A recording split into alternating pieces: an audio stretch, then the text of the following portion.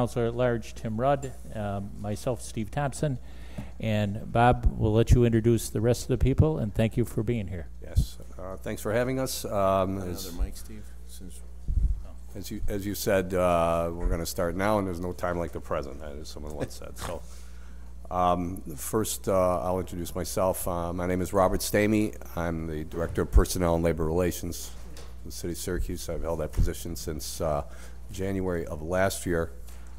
Prior to that, I was Corporation Counsel for 3 years, and prior to that, I held this position for 3 years. So I move around a lot on the third floor. As long as I stay in the building, I think it's a win. It's a win. I hope it's a win-win. But sitting next to me is Donna Briscoe. She's the Assistant Director of Personnel.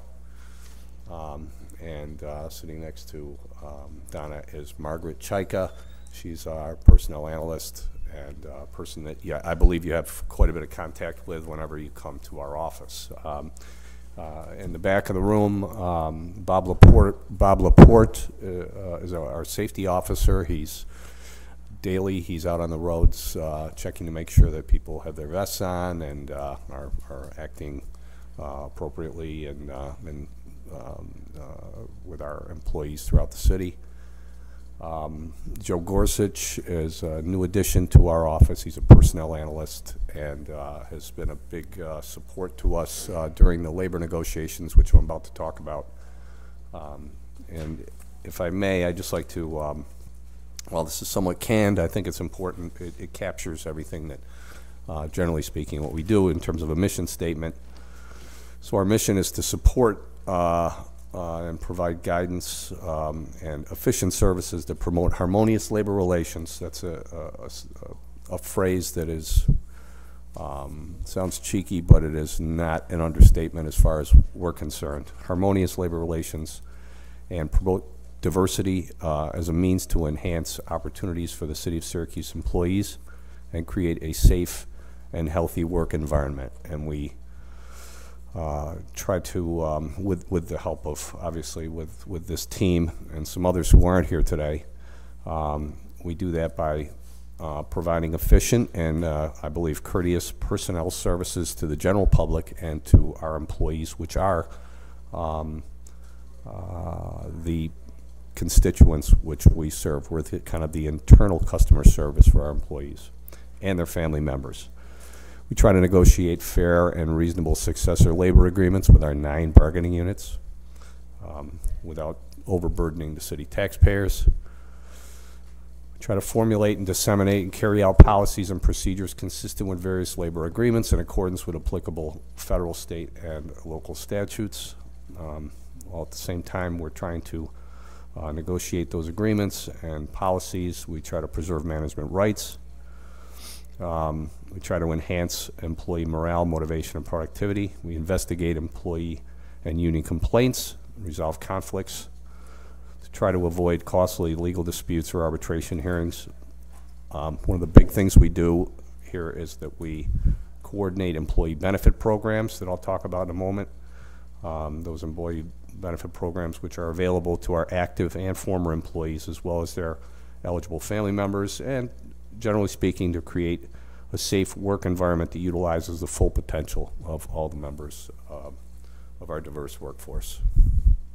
So that's the canned portion of our program, so to speak. But I think it's important that we, recognize that those are some of the many things that we do, and even baked within that, some of the things that we do is we manage a very expensive healthcare plan. It's a rich plan in the sense that it provides a great deal of benefits to our employees, and at the same time we do our best to cost contain that and maintain the level of benefit, and that's the balancing act that we walk every day. So I'm sure you have some questions about that, and I'll step back and let you ask.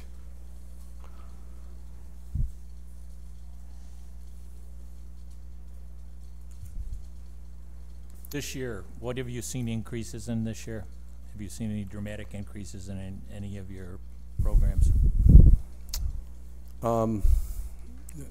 No real uptick. Well, of course, with the new administration, a lot of the activity at the end of last year and at the beginning of this year, we were quite busy onboarding a number of new employees. Some of you are at this table, and we did our best to make sure that everyone fit within, the rules of civil service law, and that everyone was as educated as possible coming in the door with respect to their benefits. And Margaret and Donna Miller, who is also not with us today, she's manning the phones, and Donna Briscoe played a large part in making sure that we had that people got on board. So there was a lot of front end at the beginning of the year with new hires, new administration, and so that's something that we've certainly had to contend with. In terms of on the labor relations side,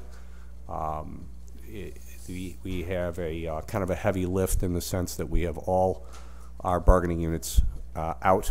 The agreements were expired for the most part on the 31st of December, so we're in negotiations with majority of them. The crossing guards expiration is June 30th because they operate on the school calendar, and the PBA has been out for 2 years, so now we're 2 years and 4 months out, and we're at a process called binding interest arbitration at this point, and we are engaged in that process with the PBA at this point.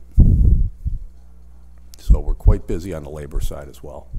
At the same time, we meet regularly as part of what we do in terms of harmonious labor relations. We meet on a monthly basis on what we call the Labor Management Coalition. We get all the department heads together with the presidents of the unions, they're the representatives, and we sit down around the table, and we have an agenda, but I think the best part of these meetings is that what happens before and after those meetings. It's when the department heads actually have a moment to speak with the labor representatives, the presidents, in this kind of a setting. And I think any dialogue, all dialogue, is very helpful in terms of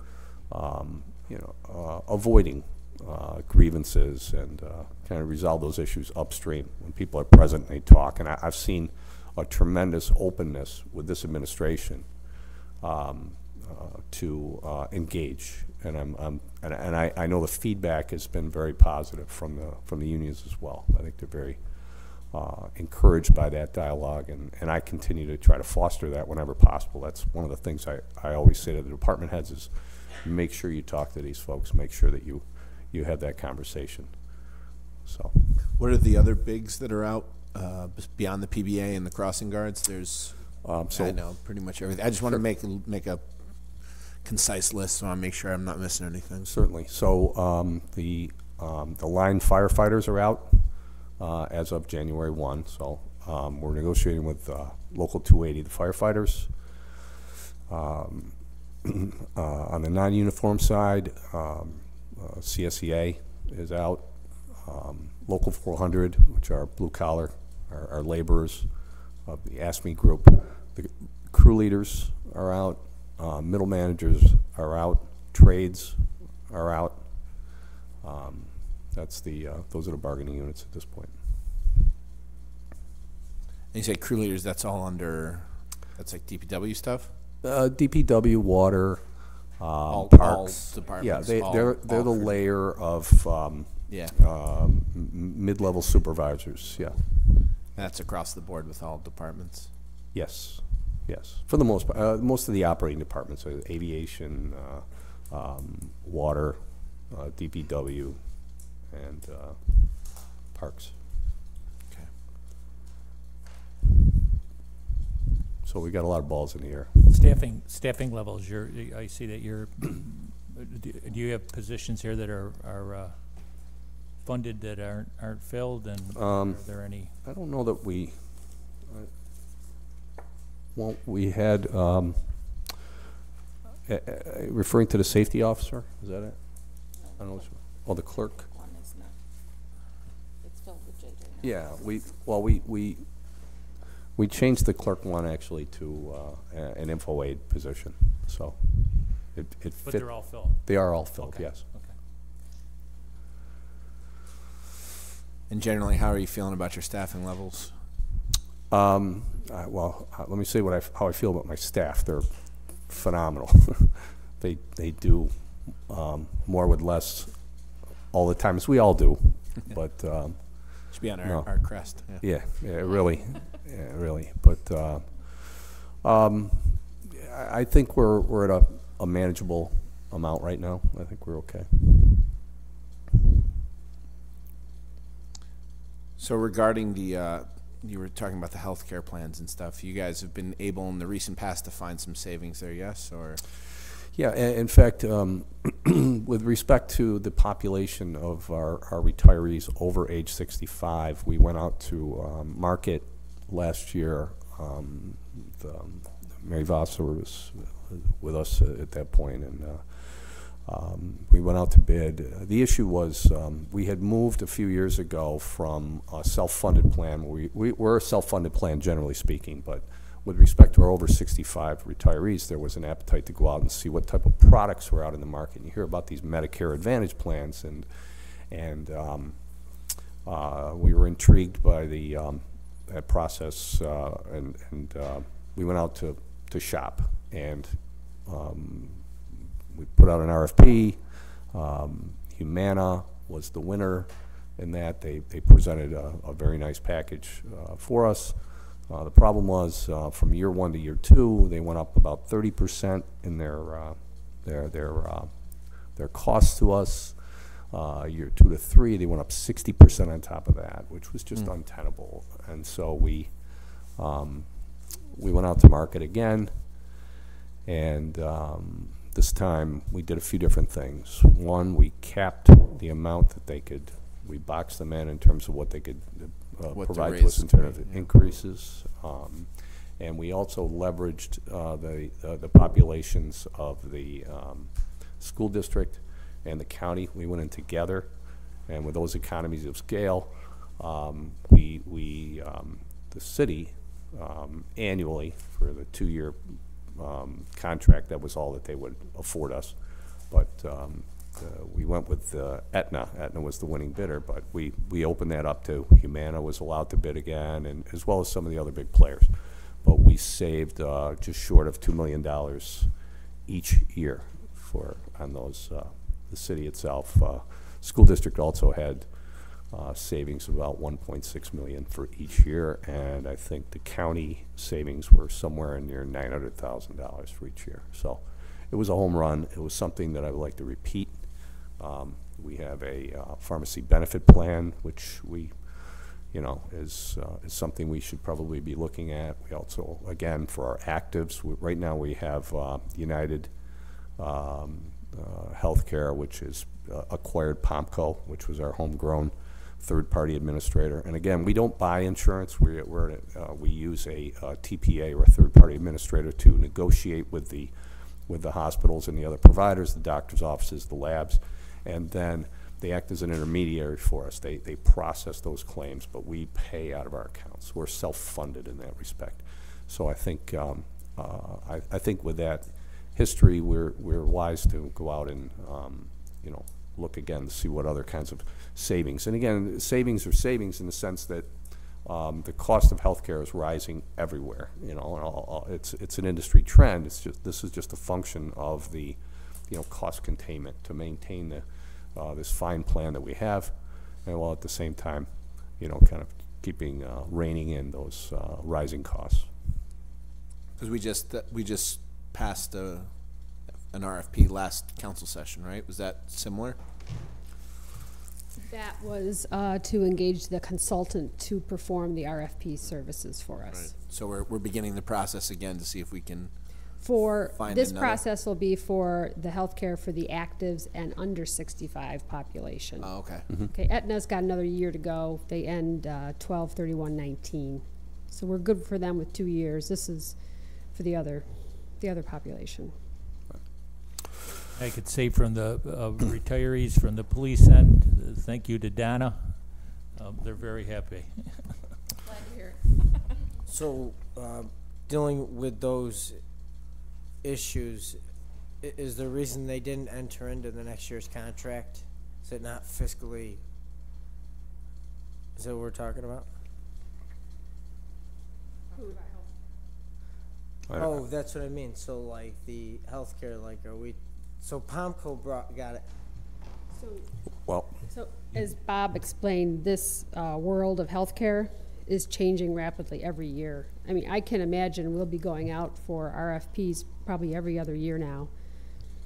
We're just forcing the price.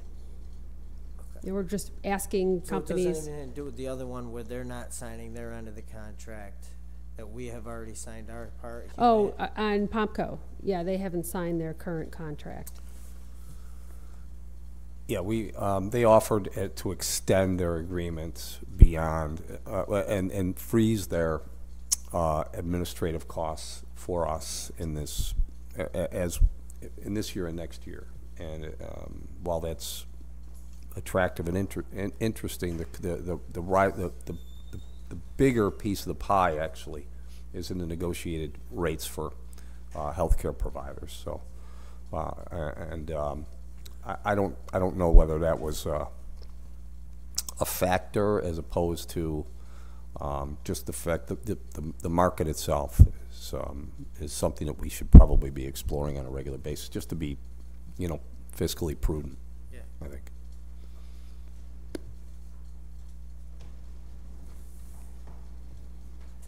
I will say this. Every time there's a change, for example, when we changed to Aetna, there's a lot of lifting on our side of the table. And our folks, and they were tremendous. We had a lot of presentations. We held them at the Magnarelli Center. The school district had to go through the same process too, but we reached out to our seniors, our over 65 group, and we were able to identify some of the, we know some of the, any change for people in that group, it's very resistant, but so we wanted to go upstream with that as soon as possible. We sat down with everybody, we made presentations, so they knew what was coming. The change in the card can be disruptive and upsetting, and the programs, but we had identical programs. We told Aetna, this is the program we have now, this is the City of Syracuse's plan, match it item for item, and that's what we did. So, but we still had to sell that up front to our over 65s, and they were very. And the reaction was they were very appreciative of the way that went on. So, but that was through the the efforts of Donna and Margaret and Donna Miller, Richard Taggart from my office. We were all there for those presentations, and the reception was good. So, Any other questions? Yeah, I was just, as a new counselor, I'm unaware how things normally operate, but is it traditional to have so many contracts being negotiated at the same time that we'd have the firefighters, the CSEA? Is it kind of like healthcare where this is something we're going to be dealing with every few years, or is this a particularly bottleneck moment in your guys' department? well, a lot of times they fall on at the same time. Same time. They cycle on the same 5-year time. contracts or whatever, and Well, for the labor contracts are somewhat of a shorter term sometimes, right.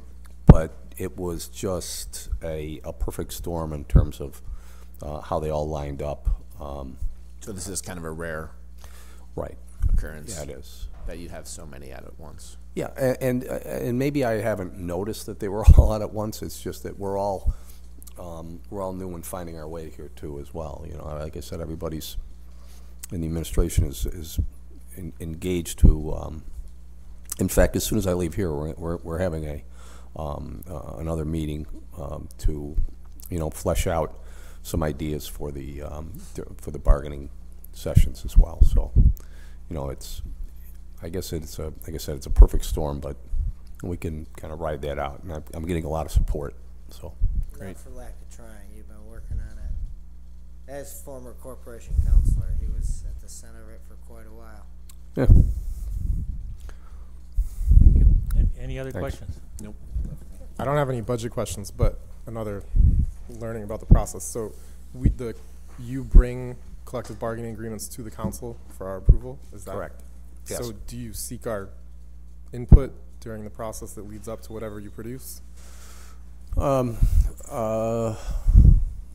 We haven't Not in the really. past, only because is that something you'd like to participate in? Well, I do think it's one of the things, I don't know, I mean, I understand that there's, I would like to participate, I mean, I have thoughts on that. It seems like, I don't know, to the extent you can incorporate us, I would rather work that way than to have it, here's what we did. Well, I mean, it is And kind we of a realize function that- of the council. It's is to hold the purse strings at that point. And it does blur the lines a little bit. If you're presenting ideas that you have put forth to your own council members, it might be a little bit of a. I think that what Council Rudd is saying, that he has some ideas that he would like to have the bargaining units here. Are those Sure, I mean, I think there's, so you might. I just think so for instance, there are components from previous administrations, 3 and 4 removed, that have dramatic financial consequences for the city now, but there's not really a process where we say, hey, that we hear, I mean, I hear from constituents who say like, oh, that element of this contract is totally insane. So, I mean, I would like the opportunity to say, I've heard about this element seems like a key element to focus on in negotiations, and just take that, and to the extent you're able to incorporate it, but I would feel better being heard early than to just And assume that you're all going to think what the he's same speaking thoughts. about, we've already spoken about, I'm sure. So, but you're no. So, you're, Tim, to your point, we vote on it at the end, so if you want to be included earlier, just tell them. I'd like to be included earlier, please. Okay. Duly noted. That's right. That's great. Thank you. I have no other I take questions. all information and appreciate all input. Thank you. Thank you for so everything. much. That's it. Thank Yeah. you.